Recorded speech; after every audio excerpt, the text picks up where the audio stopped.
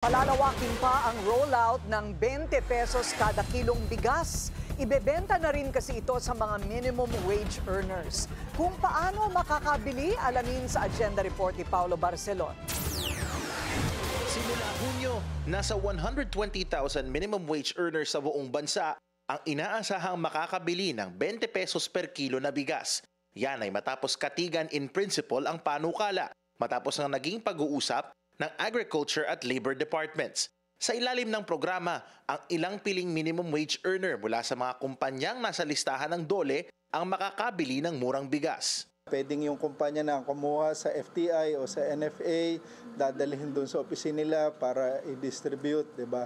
So, actually, mas madali itong scheme na to para sa amin. Pero di gaya ng alokasyon sa mga solo parent, seniors at persons with disabilities, 10 kilo lang ang pwedeng bilhin ng minimum wage earners. Sakali raw na magkaroon ng rollout nito, direct selling o rekta sa kanilang kumpanya ang isa sa mga nakikitang paraan ng pagbebenta. Pag sa kadiwa kasi pipila, baka ang ano kasi doon yung issue yung identification, 'di ba?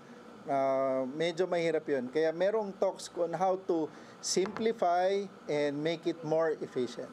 Paano naman kung ang minimum wage earner ay sakop din ng nauna ng vulnerable sectors gaya ng solo parents, PWD at senior? Kung solo parent siya, mas malaki allocation niya sa solo parent, 30 kilos per month. So, tatanggap pa rin po ba siya mula sa kumpanya niya? We'll see. That's a good question. Actually, naisip na namin yan kanina. Kaya nga, kasama naman yan doon sa pinag-aaralan. Sasagutin ng Food Terminals Incorporated ang pag-transport ng bigas. At ayon sa DA, mahigpit na ipagbabawal ang paglalagay ng anumang patong.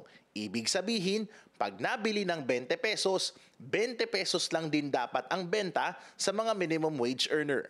Habang paunti-unti ang rollout ng murang bigas ng gobyerno, pinag-aaralan ngayon ng Department of Agriculture na ang pagbili nito ay hindi magdudulot ng gulo.